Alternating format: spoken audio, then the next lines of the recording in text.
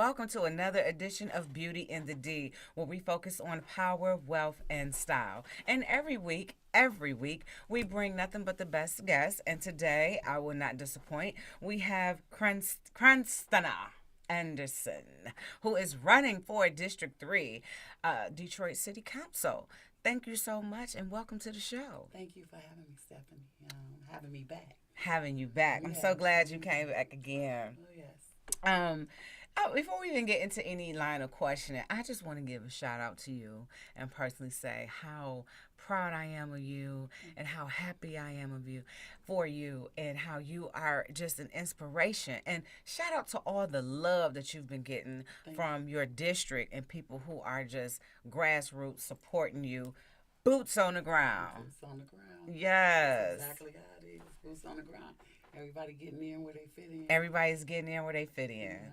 So we don't have a lot of time left for the election, okay? Right. So we gotta talk about this and let people know as much about you as possible. So let's just get right into it. Why are you a candidate for City Council in Detroit, District 3? I actually am a candidate that I wanted to give people like myself some hope, some admiration to know that we ordinary people who live in these communities can also stand up and be a voice for us. We didn't have to wait for prominent families or those who are rich to represent us the way that they choose to. We know our struggle, and we need someone that knows our struggle and that's going through our struggle to be a voice for us. So I am an option. I wanted to give them the option to have something else other than status quo, what they have right now, Right. or what they feel they were stuck with. You're not stuck with it. You have an option, and you have someone that's from where you from to vote for, and you have an opportunity to see someone like you represent us in a way that really matters. Who understands? Yes, yes. Because you're from there. What what is District 3 made of? What streets, what roads encompass Okay, so District 3? District 3 with the new district map goes from Woodward to Kelly, from 8 Mile to 6 Mile. We go up to Carpenter in the 48212 zip code, but we don't go over into Hamtramck. If you coming up Mile, you go over the bridge, and everything that's left going towards Van Dyke Okay. is actually District 3, all the way down to Lynch Road, Gratiot and Lynch Road, all of that, which turns into 4213. And then we go not across where the airport is. We stay on this side of the airport, but we would still, because 6 Mile doesn't go through, we would have to loop around Gratiot, go up Connors, and then start from 6 Mile going to Gratiot all the way down to Kelly again, going back up to 8 Mile. That's a pretty big district. It's 87,000, approximately 87,000 residents in District 3. Oh, yeah. That's a pretty big district. Yeah. And so you're from there. You grew up and went to school there, so you know your district. I know my district. The district has changed a lot, and there's a lot of division in the district. So getting out and recognizing exactly, what's dividing us has been a very serious moment for me, because it's things that the reason I said that I was running for that hope, sometimes people feel hopeless in the process of the political process. What's the division? What's dividing y'all over there? A lack of trust in leadership. They don't know who to trust. They don't know who has their best interest. Some of them may not know what their best interest is, and they rely on the leadership to get them there. And if you don't have anybody to care enough to go into them neighborhoods, and not just into the seniors where the seniors are, Right. When you don't have anybody to go in there, and not into the schools where the kids go to school at, but going where it matters. It's like telling a saint, go to church to help. No, you go into the places where the sinners is to actually bring some life to them. Right. They're the ones that need the help the most. They So, need it because yeah. they don't understand. And they Yeah. don't think you care when you don't come into to get them. It's just like a kid that's lost or somebody's stolen. They waiting on somebody to come rescue them. Yeah. And I seen that in our march on Saturday the 4th. When we were marching up the street, we had a very active brother with us, and he just started. It was some young men standing in the backyard. We're going down. He was like, "Come on, brothers," and you could see them drawn towards us. Yeah. But you Yeah. got to do more than just march down the street. You You got gotta to do have more. boots on the ground with them. We have boots on the ground for these elections. We have boots on the ground asking for a vote. Let's have boots on the ground making sure we're reaching out to our young people who want to be saved.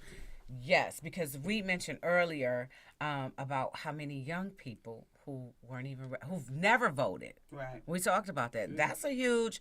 That's and I don't know why that is, but what are some of the challenges that the residents in District Three? What are some of the challenges that they're having So overall? actually, definitely is going to be education because education is going to prepare our young people for jobs. Yes.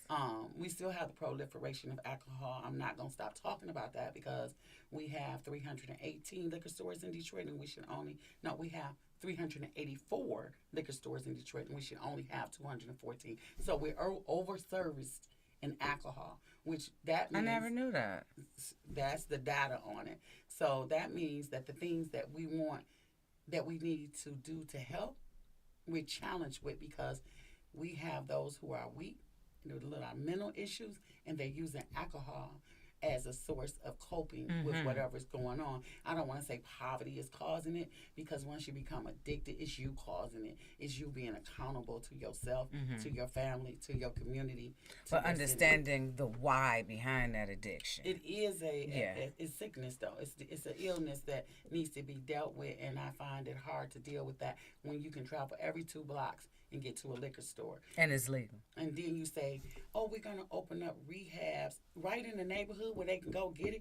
We should have these places going, out where they can not only be rehabilitated, healed, and meditated up so that they can recognize who they are so they can come back as redeemed people into their community and service. Because these are quality people Yeah. that these drugs and alcohol is actually working on. And it's also the proliferation of marijuana dispensaries.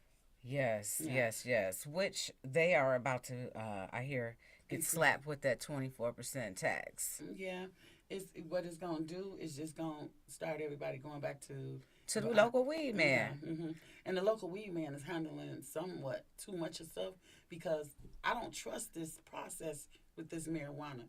If you cross contaminate, one of the biggest things you learn while having these dispensary is cross contamination. How our kids are getting addicted to things. They think they're smoking weed, but they have all other types of substances on this weed. If From the you- dispensaries? I know. I'm saying if you are Oh, just in locally, general. and Okay. I can't speak on the dispensary because they're supposed to be regulated to not have that type of activity going on. But if you are in the streets and you've been from the streets, you know that they do more than just weed. It's Yeah. fentanyl out here, it's cocaine out here, it's a lot of stuff out here. And if you have people handling all that, and say your young person smokes weed, and now they become angry. They're upset. You don't know what's going on. They're addicted. They gotta have it all the time. It's being cross contaminated. It's not the organic weed from grandpa's and grandma farm no more. It's whatever goes, whatever. And I think Whatever sells. whatever sells. Yeah. And I believe if you, it's one place I wondered. It was like a liquor store, and I was like, why is this place so busy? And my neighbor's like, girl, to be so busy down there. And I said, well, why? And then when they get busted, they can never do nothing with them. And it was like, oh, because they don't have anything in bags. When you have paraphernalia, it looks like you distributing. So now, from what I understood, they say, oh, they make them bring their own bags, and they just get them a whole bunch of it. And it was moving like a liquor store, in and out. They was faster than a liquor store. Liquor store had you in there for a minute. These places, this place, no. And then I believe someone got killed there, and now it's been shut down. What? Yeah. So, what do you think about gentrification in District 3? Is that a thing? So gentrification is a thing that everyone needs to start looking at because you rather have gentrification than nullification. Okay. Meaning nothing's going on in your neighborhood. Ain't nobody building nothing. It's becoming just deserted, and it's gonna look like a ghost town without any. We don't have any economic engines, and if we don't have any economic engines, gentrification looks better than nothing. So, originally, no, we didn't want anybody to be forced and pushed out. But the thing is, if you do not contribute to the upbringing, the uplifting of your community, then we have to find someone who believes in it enough to do so. And this is the responsibility of the residents right here. I like your way of thinking on that. We kind of briefly spoke before we came on air, and I was sharing. I'm from Southwest Detroit, and it has always had a high population of Hispanics, and now they are just So baby. many. They going across Michigan, they across Warren, they up Illinois, they at Joy Road. You know what I mean? And I'm not mad about it. And let me tell you why. It's not like they rebuilt a new house. It's the same houses that we had access to that we could have rehabbed, renovated, purchased, whatever the case. I can't hate on that. They are purchasing those properties and they doing the work. So how do you think your district, District 3, can be restored, and where will the funding come from? So I'm glad you asked that, and you asked that behind the other one, because you used an example of another culture building up their community that came here after us African Americans, right?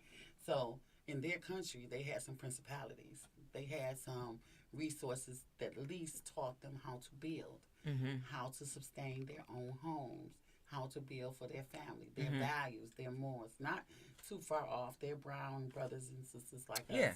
So they're about the closest race to us.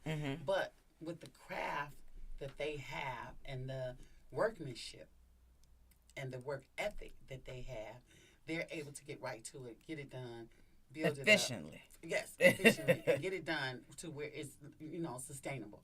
And that's what I see the restoration of our community in District 3 having those hubs, those skilled trade locations to teach these crafts, and making sure that the ethics and the principles of the foundation that we teach them under is grassroots enough for them to understand when you know how to build it right, you build it from the bottom up. Don't come from the top. We have to get our generation, our culture, out of the microwave situation. Everything has to be right now. I want to hurry up and do this. You got to look to do things that's going to be for the long haul. They're going to last. So how do we get them there? And I'm asking that because you're probably aware there's a Detroit Training Center right there on Grand River and West Warren. And I've been inside there. I did a presentation for the instructors there. But once again, the majority of the students that were there trying to learn a trade, they have welding, truck driving, a bunch of other stuff, was Hispanics.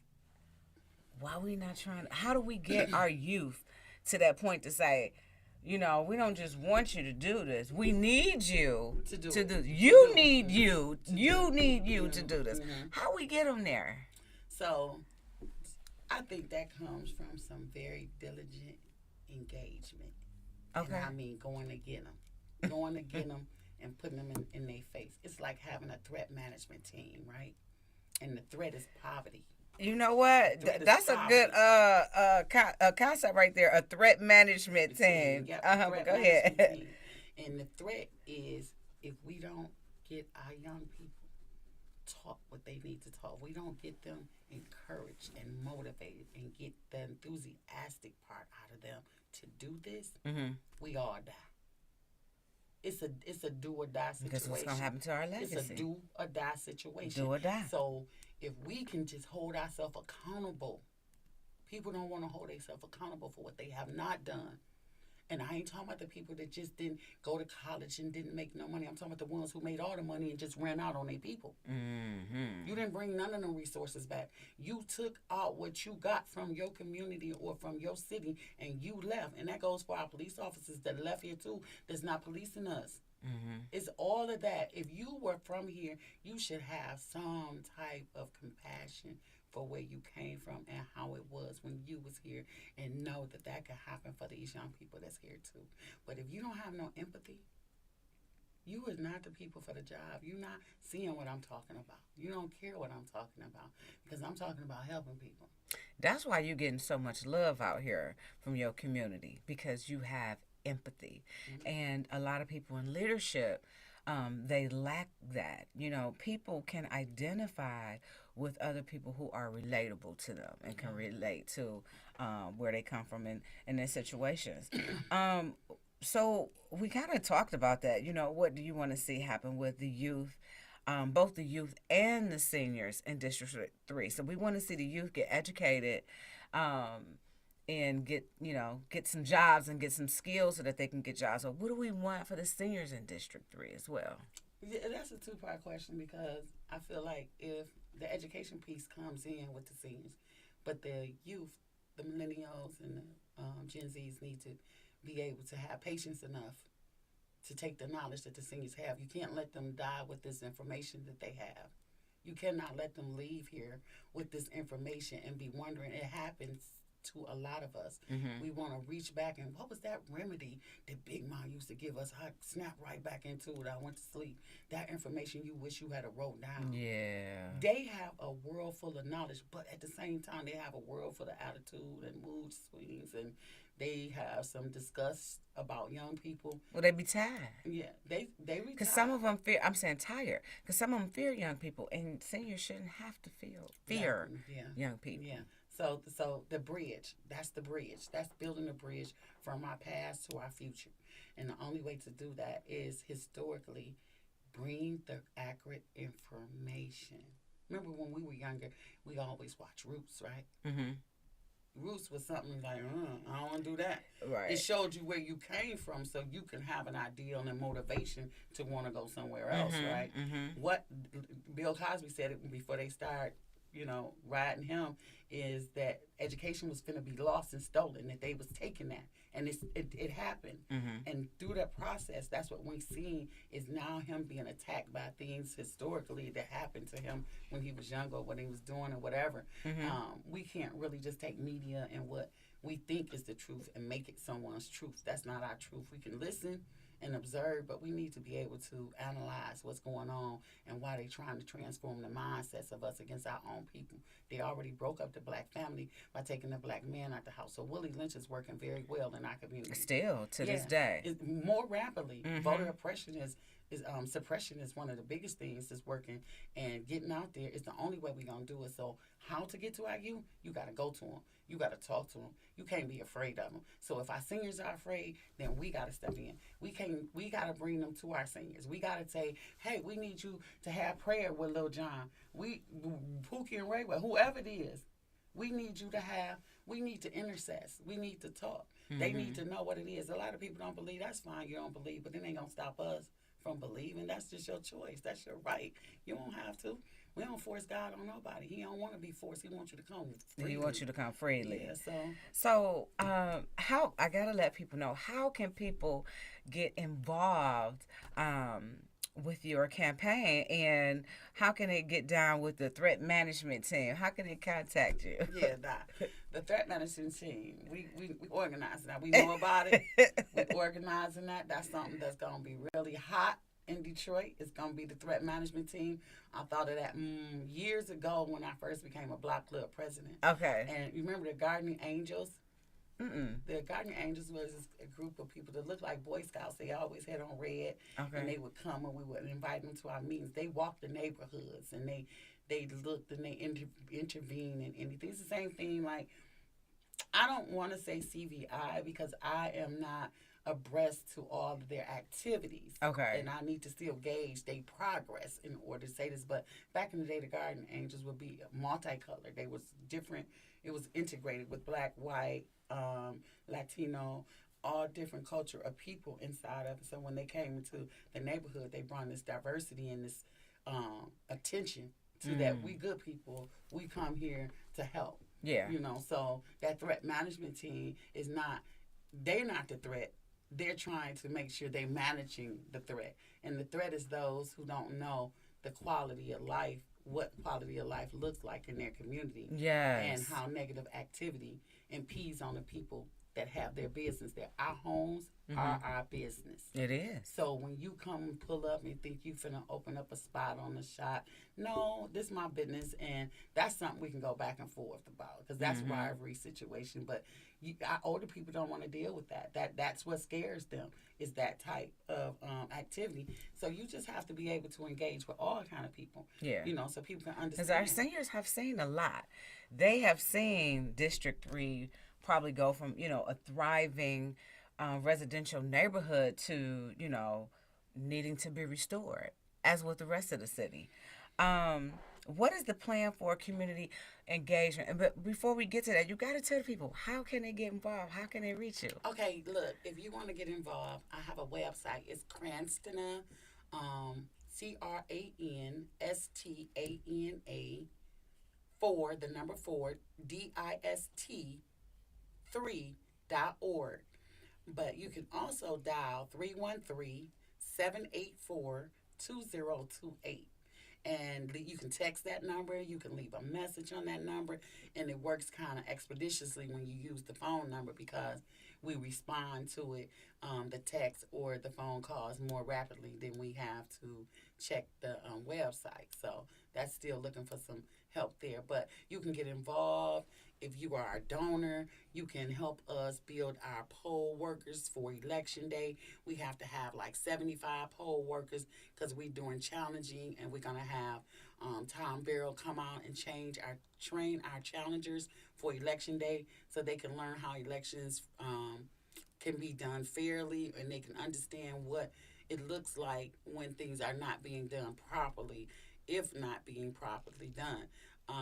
We also need to make sure we train our poll workers.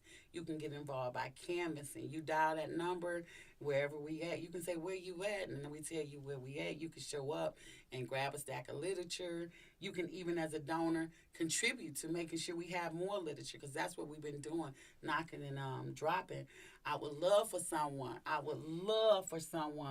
to send me some cash for a mailer. Mailer is expensive. If I wanted to reach at least 20% of our district, it's going to cost close to $10,000 to do so. Just for 20% of the district? Yes, it would cost $10,000 just to get to 87,000. So if you just wanted a little over 10, 20% was going to cost that. Yeah, because 10% is only 8,700, but we going for at least 22,000 people to reach.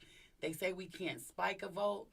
I'm not sure about that. I'm not riding with that one right now. I'm out here meeting these young people for a reason. I'm at Mandy's from 6 to 9, which is out of my comfort zone. Every Monday. Yep, every Monday. And I'm doing something. We did bingo last week. It was just phenomenal. Oh, at Mandy's? Yeah, at Mandy's. Okay. Because we have it for 3 hours. He told us we could do what we wanted to do. So we show up on the dance floor with the bingo and the chips. And they came out. And we had some people win a little bit of money. And then we had a big $150 jackpot. So we did well. That was fun. I liked that. I like to hustle. I like to dance. That's why I chose Mandy's. I would love to go across the street to Buddy's, but you got to make sure people gonna show up before you invest in that. Yeah. What people don't understand is when your business owners support you, you support them. And L. Taylor supported me by letting me come in and do Mondays, them 3 hours just to meet and greet the neighbors. Shout out to you. Yeah, shout out to Mandy's and L. Taylor for that because it's a lot of things that we can do to invest not only in the structure of our buildings, but the mindsets of our owners by making sure we tell them how they can have an improvement box, what you think that they should do to improve your visit to their establishment. This is what we want to do to have those quality, like you said, now in Southwest Detroit, you see them building up all the way down the Grand River. I want to see the Conant corridor, the 7-mile corridor, the 8-mile corridor, the Gratiot corridor, the Kelly corridor. I want to see all our corridors with business on it. I want the money in our community to circulate 20 times before it go out of our community because that's where you're going to get your community pride. That's where you're going to stop a lot of crime. And that's where you're going to educate your people how important it is to know your business and do business in your own community. That's what's up. Well said. So how is the campaign for city council going? And how many people are on your team? Because this is grassroots, y'all. And the person that you're running against has, been in that district for How long? 12 years. 12 Yeah, years. 12 So, years. yeah, Yeah, okay. 12 years, and they're about rich now. And they done got rich off of us, and we still struggling over there trying to see what happened. We like, what happened? Because you don't see any visual changes. Right. I mean, we see business come in, leave out, but what we have seen is historical businesses leave out and strip down the building to the ground, not even leaving it for us if we wanted to go in and say, hey, we'll purchase this and use this, or we'll lease this from you and utilize it for our community. And we wondering why, we had first, it was National Bank of, not NBD, but it was National Bank is what it was on the corner of Goddard and 8 Mile. Then it became Bank of America over a period of time. And when they left, they just stripped it. So that's one of my sore eyes that I'm always cleaning up and asking Better Way Detroit to come out. And a shout out to Better Way Detroit for their volunteers, and a shout out to Motor City Ground Crew for bringing us equipment. They have really helped out in the community by just being there so that we can do whatever possible in our own power to help ourselves. I'm always telling my community and everyone, we not asking for a handout. We asking for a hand up. Help us help ourselves, and that's how that works. We have people that's willing and able to do whatever we can to get something done, and we're not just sitting around doing nothing. And that stigma about our community needs to be changed, because there are people who work. There's some beautiful homes in our community. Yes, it is. There is some beautiful landscapes. There's friendly business owners. I have been everywhere. The church leaders are loving and kind. What we do want to do is be truthful and honest and upfront with each other. So some transparency has to come not only to government and leadership, but it has to come to the people too.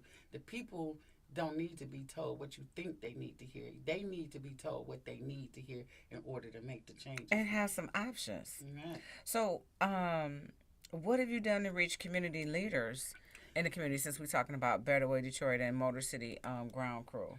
To be honest, I reached out to the business owners by just going and talking with them and letting them know what I'm doing. A lot of them let you put your posters up in the store. They secure them because they've been torn down. My signs have been taken out of neighbors' yards. And so the campaign, I'm going to answer one question because we got off. I got about 10 dedicated members right now that's riding on my team. And shout out to you guys. Yeah, and I want to give a shout out to my daughter-in-law, Rayvon. We call her Nurse Campbell, but she's a feisty little thing. And then my son, I have to give my son the accolades that he deserves. He's my big guy. He protects me, and he makes sure he's the doorman. Heavy's at the door. There'll be no bum rushing. So I got to give it to them. He's always on time. He out there. For the first time, I didn't canvas one day with my team. The first time was last week. I was tired, and I was like, "Can y'all just do it without me?" And they already hit the literature, and they rolled without me for the first time. Okay. I love being out there with my people, though. We have a system. The thing is to not and try to get me in front of many as faces as possible. Yeah. Even though they can do their pitch. A lot of times they'll call me and be like, well, this neighbor on this street wants to meet you. They taking addresses, and then I go back through and meet those neighbors. And that's what's up. So you double back. You go back. Yeah, I double back and go back. They get the address. You got 90 almost 1,000 people to see. Oh, I didn't have to. We done knocked we've knocked on over 8,500 homes. We looking at a number you might not know, but they ask you what your number is, and I didn't know that when we first started out.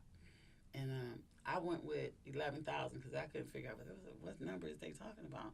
And then they wanted me to average out the last 3 elections to get a percentage to know what I was going to need to actually get a vote. And then when I did get some political support, and a shout out to Lamar Lemons too, because he came on as a political advisor. Okay. And he just puts you in the mindset of the energy that he has, and him watching us is energetic for him too. And I just love Tom Bear. I got to give it to him. I just love what he do. I love him, his business. And I actually used to do his wife's nails when I was about 19. Okay. Yeah, so look how stuff come back full circle. So 10 people. The campaign is going well. I'm meeting a lot of people. They showing a lot of love. You have to be careful. Politics are politics. A lot of people act like, You know, they coming on board to help when actually they coming on board to spy, or they coming on board to reduce the amount of literature you give out because, you know, if they helping you give them a case of literature, you know, not a case but a stack of I know what you're literature. saying. But if you grassroots, you don't have the money, you can't miss nothing. You know, you got to use everything you got. You know, it's like I had people say, look, when you done, you shouldn't have $1 left, and you shouldn't have no literature sitting around nowhere Right. either. So, and I feel them on that because that means you're reaching out to people. But our district is so big, it was areas that I didn't even know we had, including the one that I grew up in behind KE, which is Kettering High School. Wow. And when I got over there, and I was like, we was traveling. My aunt came from Atlanta. She was the driver.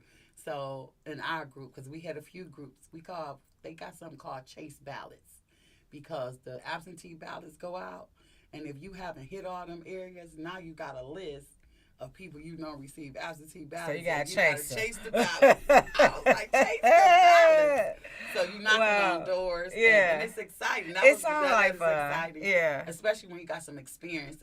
Door knockers with you. Yeah. I have a few people who used to work for Robinson. He passed away. What is Robinson's first name? Isaac.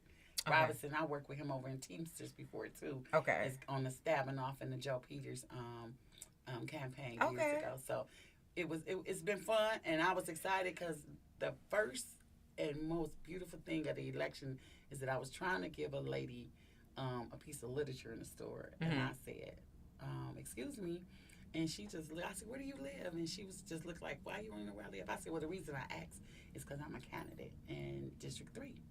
And she said, "Oh, okay." She took the literature, and I went on about what I was going to buy, and then I went and got in my car, started it up, and somebody's just honking, and I'm like, yes. I turned off my engine and I opened my door, and she was like, the same lady that was in the store, she didn't recognize me until she got all the way to the car, and she was like, "You running against Scott Benson?" I tell everyone, I'm running for District 3. But he is the incumbent. She said, "Well, I voted for you today. That's what I wanted you to know." So a lot of people that I don't know, Yeah. I haven't reached. That Well, has people been- want something different. People want change. Yeah. Yep. So, how is the fundraising going in this That's crazy. That's campaign? That's crazy. If I could do this differently, I would have went for the money first. It's like I would have went for the endorsements and the money. I don't know so much about the endorsements, but I would have called people to let them know my plan and why it's a plan and why we need it. And I would try to compel them to come and walk with me throughout my district and tell me if I was wrong for even accepting the opportunity to have other representation than what we have. First of all, that's what I would do. Because conviction needs to be with people who support people who don't do nothing for the people. It's got to be a certain level of conviction. No money. So the money's coming in from residents. You might have a resident that was out walking with you all the time, and now they have other issues. Everybody has life. We are the people that have life. Yeah. That things going to happen.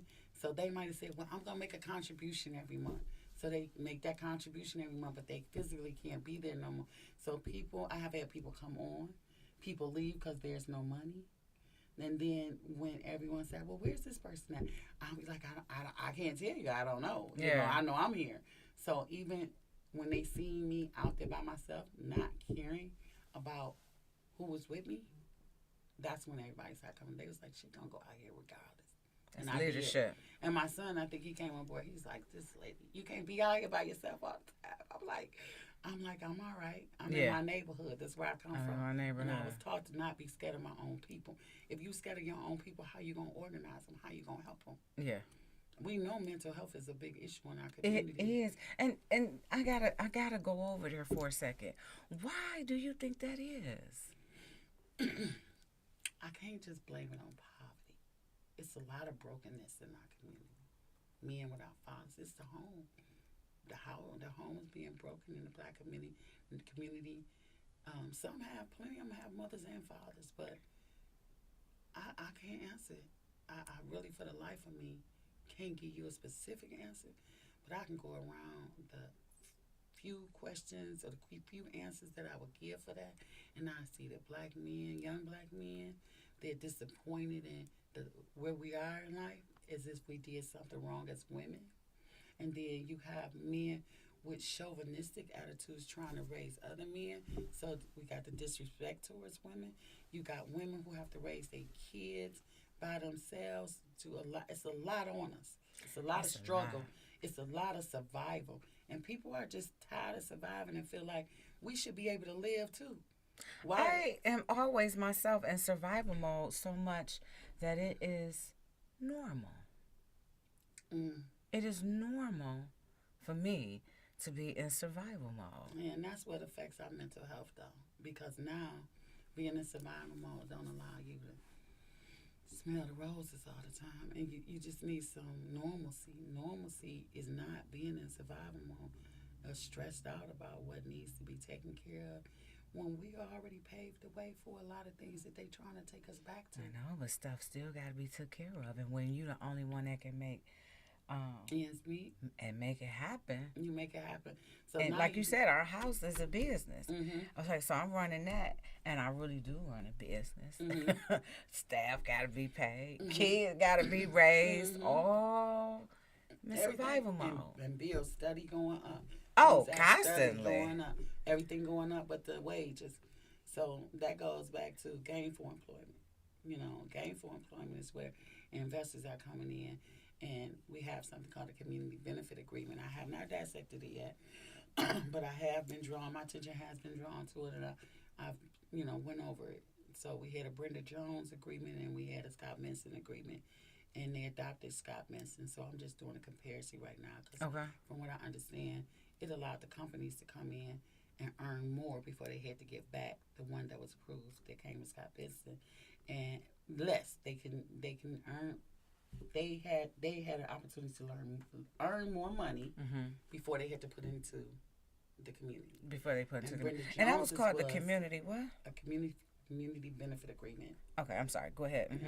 And Brenda Jones required them to make less. This is, just from skimming over it. The amount of money that they would make would be less before they put back into the community. So how and what activity was going on, I haven't had time in this campaign to really dissect that, but that's where my attention has been driven to in the charter, the ethics committee, learning about the different parcels that have been transferred without city council approval is an issue. How can that even be done? It's unethical. It shouldn't be done, but that means your gatekeepers are not keeping the gate, because people feel like they don't have to come to you to get things done because why? Oh, y'all was busy. How busy can you be when you got hired to be the oversight?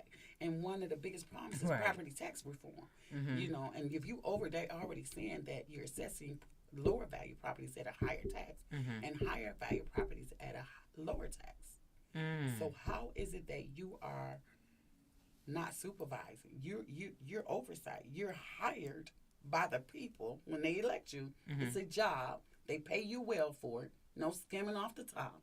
No shaking elbows. Right. You getting paid. You agree to do your job that your residents are paying you to do. So how can you say, oh, I didn't see that. They gave me the wrong documentation. That was with the water authority. Oh, I come to a meeting as an assessor and say, oh, I apologize. I didn't get city approval. I'll practice that next time. And no one says nothing. And then you have an ethics committee that is appointed by a mayor and the city council that they're supposed to check on a regular basis to make sure that their practices so are. The ethics not ethicing. Well, not doing ethics. Actually, I went to an ethical meeting. That was one of the things I did on my journey to learning about different committees, because I wanted to know, it was something going on with Ms. Calloway. They were talking about some improprieties with lettered publications for a commissioner herself. So the county had checked into that. But I learned about the 13,500 parcels that have been transferred with fees and penalties waived. So we talk about saving money or getting retirees or seniors to the point where they don't have to pay taxes. And but they say, well, we don't have enough revenue. We can't do that. Of course, you're never gonna have enough revenue if you're gonna keep on giving the money away. Right. We already doing tax abatements and incentives. We need to just be a little bit more particular about what we need. And you're not going to be that particular unless you're utilizing the people in these programs or in these schools. I know schools are not the city council's primary or their responsibility, but they're always going to be mine. Advocating for them looks like meeting their principals, knowing what counselors are. It's going to reflect where Having I a came presence from. in the school. Yes, presence. Absolutely. Yes, it's going to just have a presence. And not only a presence, it's going to build a relationship with them and invite programs in that they don't have to pay for sometimes. Everybody wants Or not even aware of that they exist because nobody is coming to just visit the schools like that. And the youth is very important. So what is your current occupation? I am a notary tax preparer that works from home, self-employed. Okay. And I've been doing that since 2015. Okay. Yeah. Tax preparer. Okay. So, what experience do you have that prepares you for the city council job? I think contract negotiations, being a part of the contract negotiations inside the UAW helps me with creating policy and ordinances that will actually benefit the people and not work against them. I think being part of the community, an advocate in my community, knowing what the issues are with my seniors, working with my seniors and youth prepares me to be a better advocate as a city council person on their behalf and our community behalf. Knowing what I want to do in our community with our youth, to employ them, to make sure that they're the ones getting paid to keep up their own community while we do work on making sure we get good general services.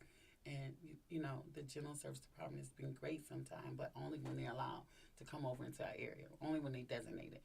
I would like to see that seriously change for our term. And I believe in the first 4 years, and not even the first 4 years, I believe if I go district by district, I mean zip code by zip code, making improvements in particular areas that I have seen right now, we can raise the amount of momentum we have with our own residents, and they'll see what movement we on. We on a clean sweep movement. The residents do need to have some momentum in all districts, some momentum to. That's how you get your buy-in, you know. How do you plan to work? A lot of people don't understand, especially since you've educated me and told me how many people out here have never voted, and then the ones who are not even registered to vote. This is a very important election, okay? We got, new mayor coming. We don't know who it's going to be. We got a new mayor coming. We got new faces on the city council. We got a lot of people running at large. Like, a lot is going to look different and change. How do you plan to work with the new mayor, whoever it is? It's going to be one or the other, Ken Locke or Sheffield. How do you plan to work with them? I can work with either one of them, to be honest, because I'm coming to represent District 3, so I'm coming to make I love that answer. Yeah, I know we operate for the city as a whole, as far as me and oversight on the budget and making sure we're voting on a good budget for all of us, making sure we're creating ordinances in the legislature that actually helps us. So I'm willing to work with them, but I need them to work with me because I've already seen some of these people. Only one I haven't seen is Ken Locke, and I see him as a passer, and he has successfully done that. So if he becomes the next mayor, I can see exactly what it would be that I would be working with, somebody who's already been active in the community. If it's Sheffield, she's already been there. She has a relationship with the big money, which is kind of scary sometimes because all that money makes me think what they want from you, and I don't want to be caught up into that point where, in order for my District 3 to get something, I got to go and deal with these people because y'all done wheeled and dealed. I don't want to be a part of that. I want to make sure that everything works for our good as a Detroit. I don't really like the districts, but I'm stuck. I got District 3. That's me. That's where I'm at. Right. That's like you said, I represent District 3. I'm going to represent District 3. But, seriously, It's a lot of big issues that affect us as a whole city that we're gonna have to vote on.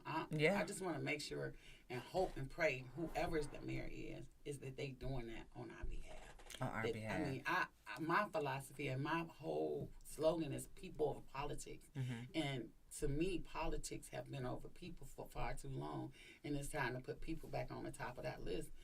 And I think it can be done. I think right now you could take a break. You done made enough money. You got Detroit going downtown. You talking about increasing the tax on the entertainment. Do that too. I mean, that's entertainment. And most of the people that live in Detroit in these neighborhoods can't afford the entertainment anyway. So you only increasing the tax for the rich people. You done already taxed us to death. When you get the abatements, you take away from our public safety, our infrastructure, and our public service.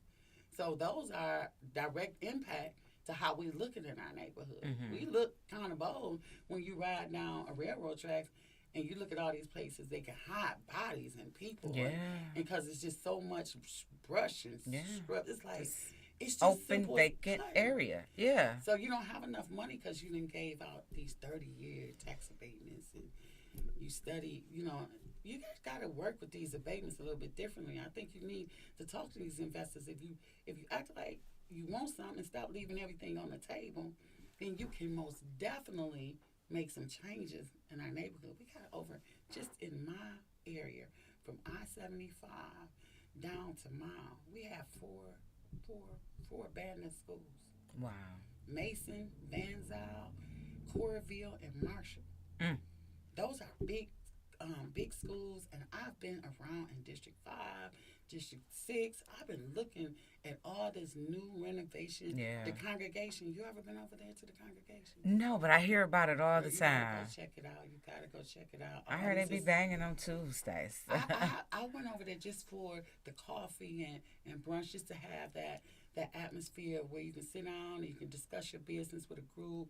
You can, get on your laptop. You can get to work. You can go to design in the community, and if you there and you look what they done put right there on Claremont at 12, you can. I mean, it's on 12, but Claremont there, you're like, this is simple. Yeah. This is restoration of a building. And it was I believe it's the church too. It was a church. That's what they call it, the congregation. But I have Marshall sitting there. We ready. We need something done to motivate them. We gotta have something to work with. And I know and I believe, and I'll say this on camera, I know you investors and philanthropists are out there that care. I know you're looking for loyal people with integrity that really want to help their community. I'm your person.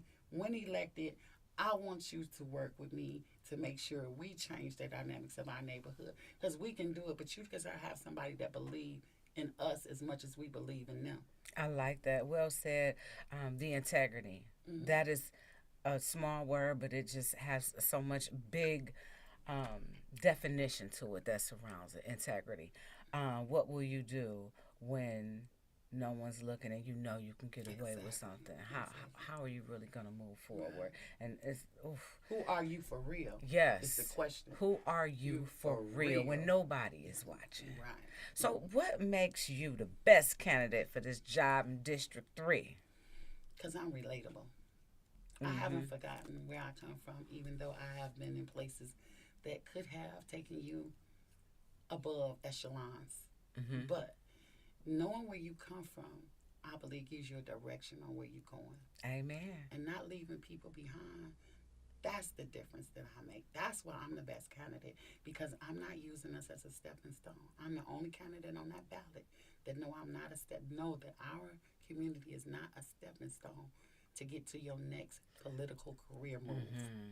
And that's what we've been watching. We've been watching people use us as stepping stones to get exactly where they want to go. And then guess what? They move on to the next biggest thing. And then they forget about this and not only did they forget, they left us in devastation. Yeah. You didn't fix nothing. You came here and got rich off of us, left. I bet you any amount of money. I'll say this right now on television. When I beat our opponent, watch how long he stays in Detroit. And that says a lot about why you're here in the first place. A lot of people are being challenged on where they live. People want to come to Detroit and run for jobs, but they don't want to live in Detroit. Yeah. How can you represent somewhere when you didn't? We can't talk about what you went through 30 years ago. It's what we going through right now.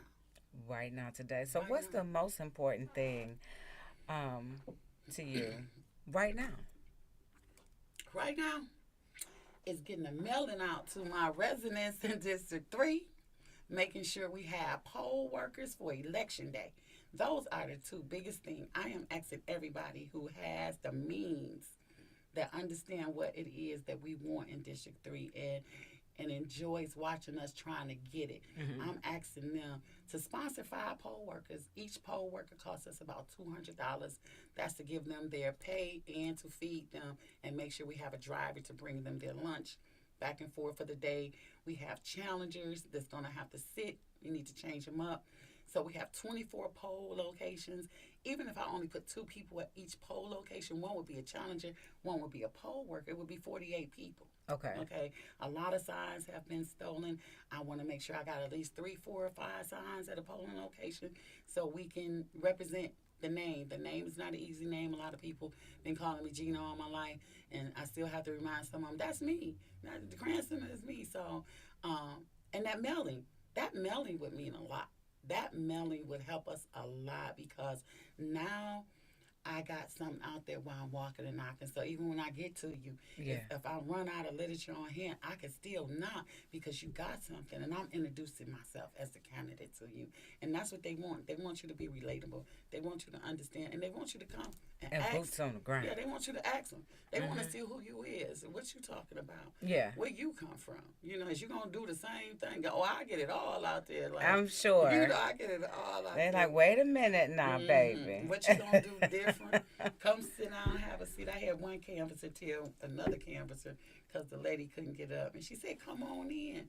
So I walked in to give her literature, and I heard him say, "That's exactly what you don't do when you out here canvassing." And I said, "That's exactly what you do." I said, "That's exactly what you do when you have a senior that needs your assistance." I said, "It's been times when I ain't forgot canvassing.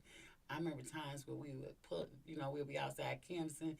People would be pulling up with their groceries. They didn't have no help to get it in. And I used to watch my guys. They get them groceries. They go in. We talk. We register them to vote. We were doing a lot back then in the UAW. Okay. Me and my caucus. I had my own caucus. So, and I missed 2 of them are deceased.